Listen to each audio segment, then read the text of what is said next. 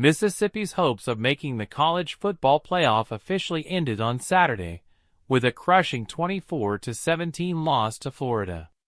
After all the hype, the talent, and the momentum that head coach Lane Kiffin had built following a dominant victory over Georgia 2 weeks ago, the Rebels faltered in one of the most critical games of the season. Their playoff aspirations are now dashed, and they're left hoping for a consolation prize, likely a New Year's trip to Orlando. The truth is, Ole Miss had the opportunity to secure their place in the playoff. With one of the best rosters in recent memory and a Heisman candidate in quarterback Jaxson, they should have done more. But instead, they fell short on multiple fronts.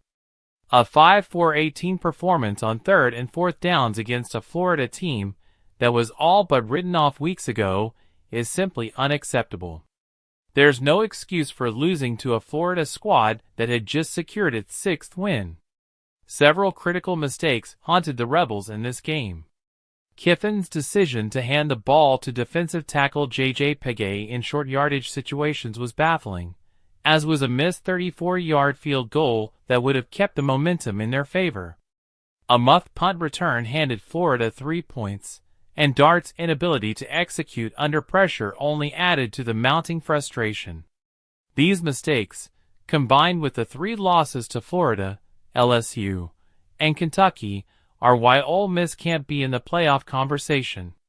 Sure, the SEC is a tough league, but in the expanded 12-team playoff era, a team with 3 losses just can't make it when those losses are to either average or worse teams. Florida is playing better toward the end of the season, but a true playoff contender handles them easily on the road. LSU is 6-4, and doesn't measure up to the elite teams in college football. Kentucky isn't even bowl eligible. If Ole Miss won just one of those 3 games, they'd be in a completely different position today.